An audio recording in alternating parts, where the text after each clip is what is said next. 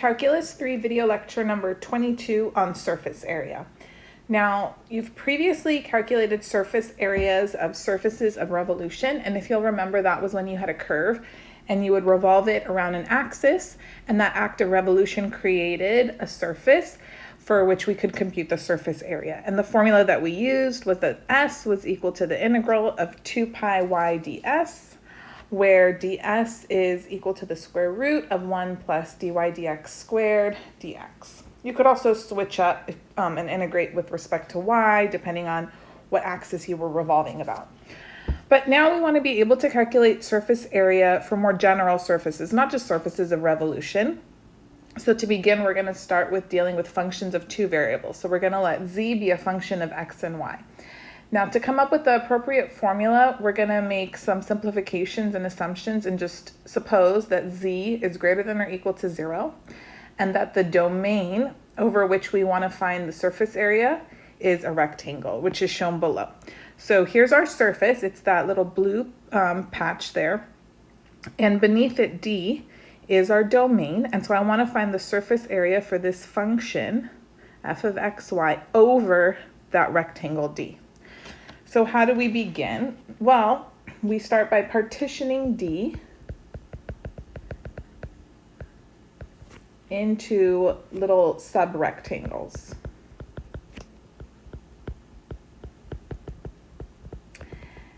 And we're going to let x sub I, y sub j be the point closest to the origin.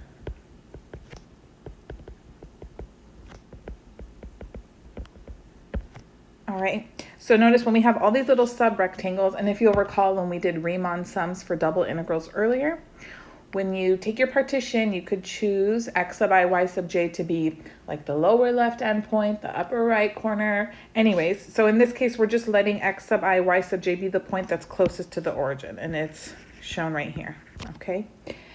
So we're gonna call p sub ij the corresponding point on the surface. I'll show you that right now. So p sub ij is the corresponding point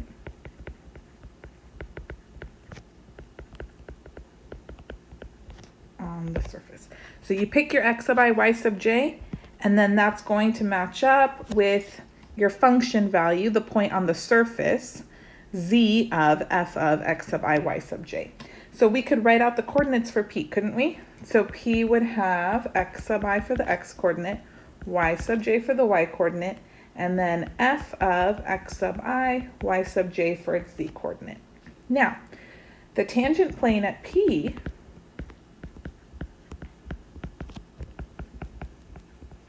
which you can see there, right? We have this little pink tangent plane, and that tangent plane is a good fit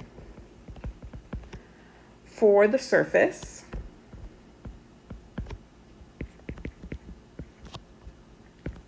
So this little patch of the tangent plane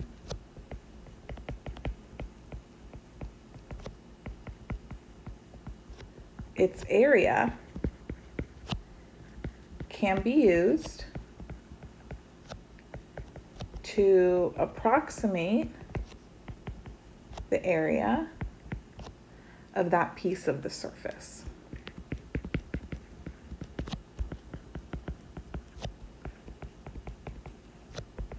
So if you'll remember when we looked at tangent planes and linearization, we said that near the point of tangency, that tangent plane is a good fit for the surface. And so that's exactly what we're going to do right now. We're going to use the area of the tangent plane as an approximation for the surface area just near that little point of tangency, not for the whole surface, okay?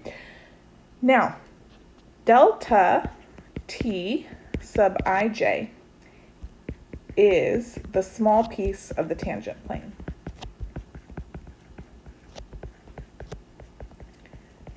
And that's shown in the diagram there. Okay, so we're only interested in a little piece because we know that it only does a good job approximating the surface near the point of tangency. Now, how could I get the area of delta t sub ij?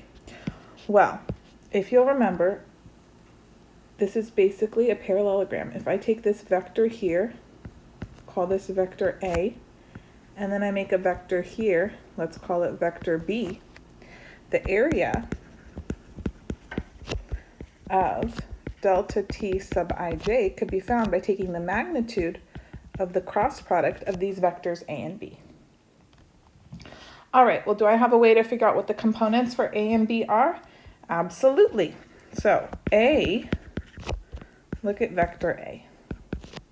So vector A, I drew it so that it's moving in the direction of the x-axis. So its horizontal component is going to be delta x sub I.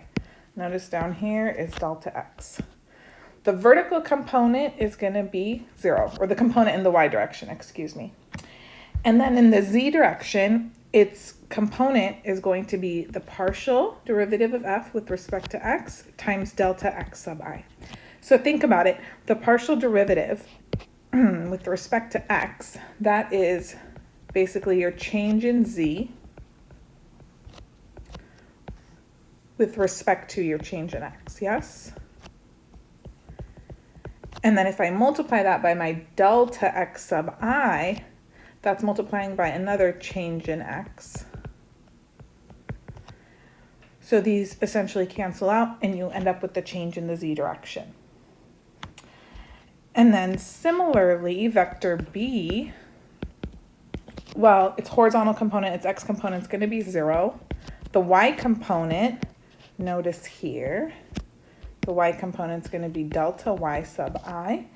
And then the z component would be partial with respect to y, delta y sub j. Oh, I'm sorry, this should be a j. Whoop, fix that. Okay, so now I need to take the cross product of these two vectors. So A cross B. Let's see here. So we'll have negative partial with respect to x, delta x sub I, delta y sub j.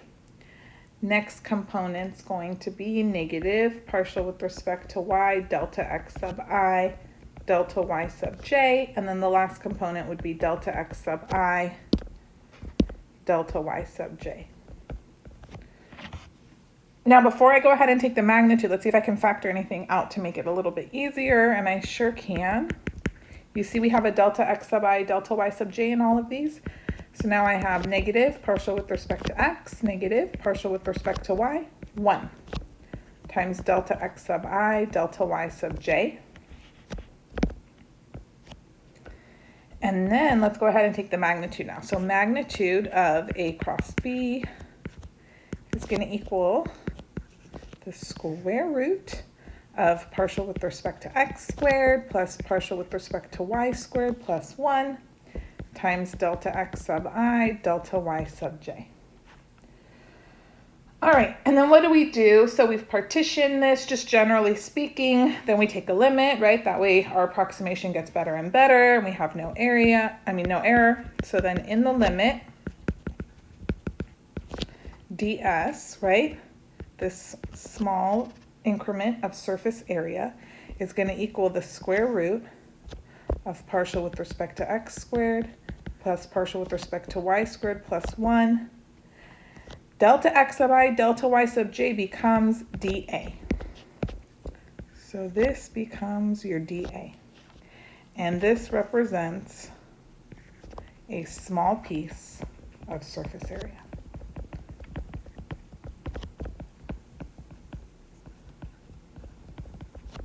So that's just a very intuitive, kind of loose representation of where the formula comes from. Okay, if you want something a little more formal, then you can go ahead and read different textbooks.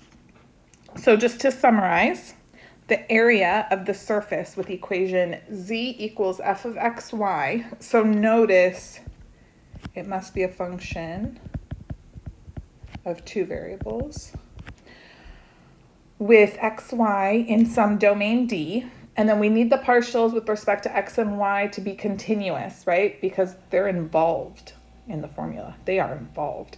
So the surface area is equal to the limit as m and n both approach infinity of the sum I equals 1 to m, j equals 1 to n of delta t sub ij. And then we're not going to actually compute a Riemann sum. Heavens no, we're going to compute a double integral over the surface D of ds. And we just found out what ds was, didn't we? It's the square root of the partial with respect to x squared plus partial with respect to y squared plus 1 dA.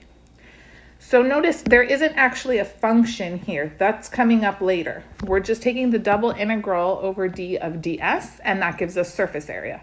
Just like before when we took the double integral of dA, that gave us back area. You get back the quantity itself. Okay, so let's just look at a few examples. They're meaty, but so fun. Just think that to yourself. Here we go. Find the surface area of the part of the plane, 3x plus 6y plus 2z equals 12, that lies inside the cylinder, x squared plus y squared equals 4. All right, so let's draw a picture to see what's going on. Can we write this plane? Think of whose equation, like what are you trying to find the surface area of? I'm trying to find the surface area of the plane. So that's going to be my function, which I'm going to take partial derivatives of, okay?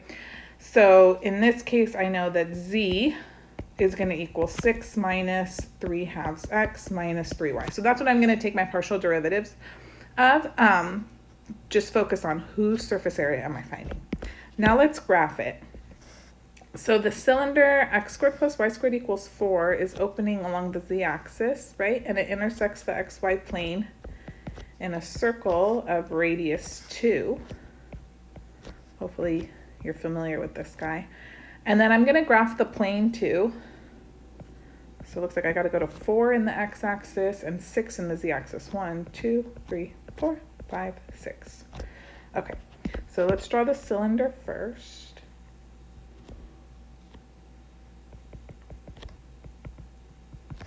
Okay, it's opening upward.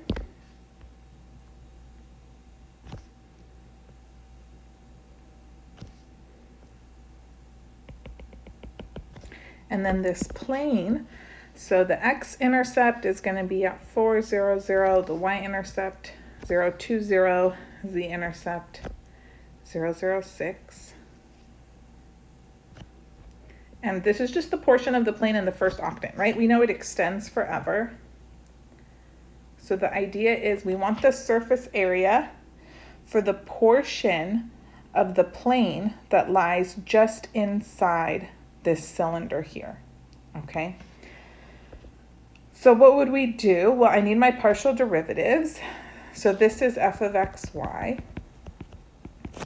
So partial with respect to x is going to be negative 3 halves. Partial with respect to y is going to be negative 3. So I can go ahead and set up my double integral. So the area of the surface is going to be the double integral over d. Now what's d, right? What am I integrating over? So d is the region in the xy plane, since I wrote z as a function of x and y. And all of the surface area that we accumulate lives over this circle here, x squared plus y squared is equal to 4. So that's d. D is the circle determined by x squared plus y squared equals 4. So whatever these two variables are, that's the plane over which you're going to integrate that determine d. All right, and you only find surface area that lives above d, basically. So from here, I want the double integral over d, and then I'm going to have the square root of negative 3 halves squared plus negative 3 squared plus 1 dA. Now this is abnormally easy because this is just going to be a constant. So I have double integral over d. This is going to be rad 49 over 4 dA. And then I can take that constant outside. Rad 49 over 4 is 7 halves. I'm intentionally not writing out any limits of integration. You'll see why d dA. Now does this look familiar? Remember, when we've computed double integrals before of dA over d, some region, basically this just represents the area of that region d. Could you tell me what the area is of d? It's a circle with radius 2, so it's going to be pi times 2 squared, so 4 pi. So I did that way I could just avoid setting up the double integral, setting up the limits, and having to evaluate it directly. And I know this is just going to be 7/2 times 4 pi, which is going to be 14 pi. And this is surface area, so the units are squared, because I'm finding the surface area of the piece of the plane that lives within that cylinder. Okay? Very good. You can try to draw it out. Sometimes I have a rough time. Whatever lives in here, you know, something like that. Because the plane's going to extend. So pretend that little ellipse shape is parallel. It has the same direction as the plane, but it lives within the cylinder. All right, let's look at something where we're going to have to do a little more integration. Not every single time are you going to be able to weasel your way out of it using this area of D. Okay. So find the surface area of the portion of z equals x plus y squared that lies above the triangle with vertices 0, 0, 1, 1, and 0, 1. So that's going to determine D, because you want surface area above this. So this is going to determine D. So that's going to give us our limits of integration and all that jazz. And then here's our function of x and y. Okay, good. So the surface area is going to be the double integral over D. Can we take the partial derivatives all at once? So partial with respect to x is going to be 1. Partial with respect to y is 2y, and then square it. So it's 4y squared plus 1 dA. All right, so let's draw out the triangle so we can see how to set up this double integral, what the limits need to be. So it has vertices 0, 0, 1, 1, and 0, 1. Ooh la la. Okay. 1, 1. Here we go. So we've got 0, 0, 1, 1, 0, 1. Here's the triangle. This is D. Okay, so this is a general region in the xy plane. We can stick with rectangular. I know this line is y equals x. So do we want constant limits on the outside or on the inside? Well, look at your integrand. Really, that's what's going to tell you. Okay. I see here that I'm going to have 4y squared plus 2. Would you rather anti-differentiate that with respect to x or y first? I'd rather integrate it with respect to x, because if I integrate it with respect to x, this is just a constant. If I try to integrate it with respect to y, I'm going to have to do a trig sub, which doesn't sound fun. So then you go, oh, if I'm going to integrate with respect to x first, then y needs to be my outer limits. So you have to think about so many things at once to set this up. So we're going to have our double integral, rad 4y squared plus 2, and I'm hoping I can set it up that it's dx dy. Okay, so if it's dx dy, and this is the limit on the outside, then that means my limits for y are going to be the constant limits on the outside, so 0 to 1. Okay, now the limits for x, let's see, and you can even do the arrow business here, right? So in the x direction, lower limit's going to be 0, upper limit's going to be the equation x equals y. And then from here you can see, ooh, this is going to work out so nicely because we have integral from 0 to 1. Now this is just a constant, right? So if I anti-differentiate it with respect to x, you're going to have rad 4y squared plus 2 times x evaluated from 0 to y dy.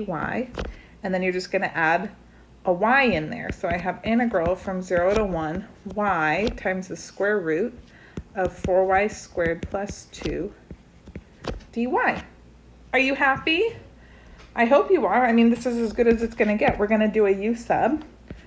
So you're going to let u equal 4y squared plus 2. Yeah?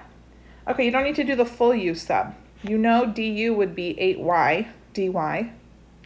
And there's your y dy. So you're just going to have to add a 1/8 when you anti-differentiate, right? So this is going to be 1/8. Now 4y squared plus 2, it's currently to the 1/2 power. It's going to get raised to the 3/2 power, so I need to multiply by 2/3 and then evaluate that from 0 to 1. So this is going to be 2 over 24, or 1/12, times 4 plus 2 to the 3/2 minus 2 to the 3/2. So 4 plus 2, that's 6 to the 3/2. Okay, so we have 1/12. 6 to the 3/2 I can write as 6 rad 6 minus 2 to the 3/2 is 2 rad 2. And that's it. Leave your answer like that. Don't fuss with it any further. You could distribute the 1/12 through, but I think it looks better like this. Okay. How are we doing? Surviving? This one should be a little easier. So find the surface area of the part of z equals 4 minus x squared minus y squared that is above the xy plane. Okay? So it has to live above, the xy plane live above where z equals 0. Do you know what this is? 4 minus x squared minus y squared? It's a paraboloid, right? Opening downward. And when z equals 0, then we have a circle, right? X squared plus y squared equals 4 in the xy plane. Okay, so let's draw it and see what they're asking for. So here's my x-axis, y-axis.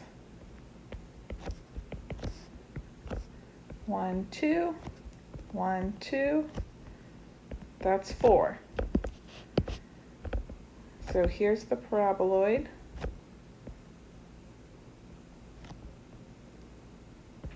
And I only want the surface area that lives over this circle. Okay, not just in the first octant. Okay, so z is a function of x and y. Let me go figure out what ds is going to be. So ds is going to be the square root. So partial with respect to x, that's going to be negative 2x, square it. Partial with respect to y is negative 2y, square it, plus 1. So I'm going to end up with the square root of 4x squared plus 4y squared plus 1. Oops, dA. Don't forget your dA. All right. Now, when z equals 0, that gives me d. d is determined by x squared plus y squared equals 4. Everything inside there is what I'm integrating over. So I should say less than or equal to 4. All right. Now look at ds. Unlike the last example, it doesn't seem like it's going to help me if I integrate with respect to x versus y first. It looks like it's going to be a mess either way. And then maybe you remember, oh my goodness, we can switch to polar when appropriate. And it seems like it's very appropriate to do so right now, because I can describe d very easily in polar coordinates, right? You would just say r is equal to 2. Well, r would range between 0 and 2. And then theta would vary between 0 and 2 pi. And then look at, I can write this as 4r squared plus 1. So there we go, let's go polar. So the area of the surface is going to be integral from 0 to 2 pi. Those are limits for theta. Limits for r are going to be 0 to 2. And then my integrand becomes 4r squared plus 1. And then what's dA? dA is r dr d theta. Don't forget that r. That's going to save you so you can anti-differentiate. All right? And notice here we can take a little shortcut because there's no thetas and both of these limits are constant, right? And as I mentioned before, that means you can just end up multiplying by 2 pi. Because when you evaluate that antiderivative with respect to r, you're going to end up with a constant. So we have 2 pi times the integral from 0 to 2 of rad 4r squared plus 1 r dr. So we'll just talk about how to do this one. Very similar to the last example, you're just going to do a little u sub, and you can totally do it in your head. You're just going to have to throw a 1/8 in there, and you got that 2 pi evaluated at the limits. And I'll leave it to you to confirm. This should give you pi over 6 times 17 rad 17 minus 1. Okay. I like that one. It was fun. Polar can really save us sometimes, let me tell you. All right, last example. You're going to feel really fancy after you do this one. So find the surface area of the part of the sphere, x squared plus y squared plus z squared equals 4z. That is inside the paraboloid z equals x squared plus y squared. All right, so we're going to need to graph these guys. Let's go ahead. First, this sphere, it's looking like a hot mess. Let's complete the square so we can see what's going on. So we've got x squared plus y squared plus z squared minus 4z. So let me add a 4 equals 4.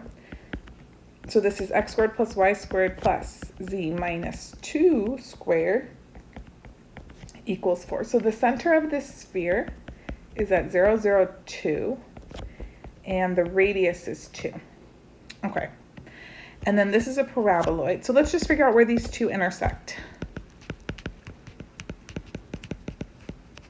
What's the best way to do it? Well, notice z is equal to x squared plus y squared. So I can replace the x squared plus y squared in the sphere's equation with a z. Ooh, so fancy. Okay, so the intersection, I'm going to have z plus z squared equals 4z. So z squared minus 3z is 0. Take a z out. So they intersect twice, when z is 0 and when z is 3. Okay, let's graph this. We have to understand what is going on.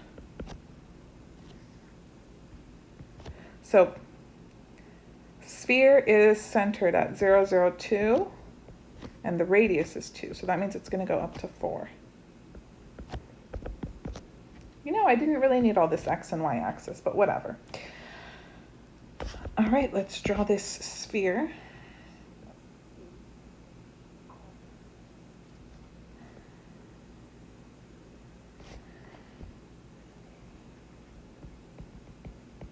Okay, very nice. Now we have a paraboloid, and I want to highlight the fact that they're going to intersect when z is 0 and when z is 3. So the paraboloid, yeah, clearly it's going to intersect there, and then it's going to intersect again when z is 3, right here. That's too sharp. Let's make it more curvy, right? Ooh, so nice. Okay, and we know the paraboloid keeps going like this. All right, now whose surface area am I finding? Let's focus back on what they were asking us to do in the very beginning. Find the surface area of the part of this sphere. This sphere. Okay, so that needs to be a function of x and y. So the sphere that's inside the paraboloid, the portion of the sphere inside of it is just right here. The rest of the sphere is outside of it, just this little cap. Okay. So if I want to write z as a function of x and y, it's good that I completed the square, because now I can say, all right, z minus 2 squared is equal to 4 minus x squared minus y squared. And my function of x and y, I can take the square root, right? It's going to be z, which is going to be 2 plus or minus the square root of 4 minus x squared minus y squared. Well, I'm going to pick the positive radical because this is the upper half of the sphere. So I'm going to choose the positive radical. Okay. So this is my function of x and y, which I need to take partial derivatives of to get the surface area. Also, let's figure out what's d. What am I integrating over, right? So what's the region in the xy plane over which we're computing surface area? Well, notice they intersect at z equals 0. That was trivial, but really z equals 3 is where we're going to focus in. And if z is equal to 3, I think the easiest thing to look at is the paraboloid's equation, which is z equals x squared plus y squared. So that means d is determined by when x squared plus y squared is less than or equal to 3. So can you graph that region just in the xy plane? Just draw it by itself. It's helpful. So x squared plus y squared less than or equal to 3. I already feel like we're going to go polar most likely, right? Do you have that inclination as well? Here it is. It's all of this stuff in here. So r would have to vary between 0 and rad 3 and theta between 0 and 2 pi. This is just a hunch. We'll see if we're really going to go polar. Okay, let's take our partial derivatives. So partial with respect to x. So derivative of 2 is just going to be 0. And then I have that radical there. So I'm going to have 2 rad 4 minus x squared minus y squared. And then using the chain rule, derivative of the radicand with respect to x is going to be negative 2x. So then the 2's cancel. So this gives me negative x over rad 4 minus x squared minus y squared. And then similarly, you could probably guess partial with respect to y is going to be negative y over square root 4 minus x squared minus y squared. Okay, let's clean up ds before we put everything together in the double integral, because it looks like we might have some algebra to do. So I'm going to have square root. Now, if I square the partial with respect to x, I'm going to have x squared over 4 minus x squared minus y squared. Then if I square the partial with respect to y, I'm going to have plus y squared over 4 minus x squared minus y squared plus 1, but let's just get a common denominator while we're at it. So we'll have 4 minus x squared minus y squared over 4 minus x squared minus y squared dA. And then notice if you were to add everything together, your x squareds are going to cancel out, the y squareds are going to cancel out. You're just going to have a 4 in the numerator. And so square root of that would give you 2 over rad 4 minus x squared minus y squared dA. So definitely we're going to want to switch to polar because I can replace negative x squared minus y squared with the minus r squared. So let's put it all together now.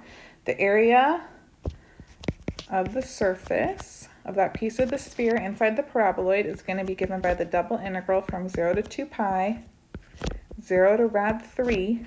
You're going to have 2 over rad 4 minus r squared. And then what's dA in polar? It's r dr d theta. Don't forget that r. Otherwise, you'd be so stuck, you'd have to do a nasty trig sub. But instead, well, I guess it would just be sine inverse. That's not so bad. But still, here's a u sub waiting for you. Easy squeezy. And then this turns out to be 4 pi. All right. I hope that was your favorite one of the lesson. It involved so much, so beautiful. So that concludes the video on surface area. Stay tuned, triple integrals are coming up next.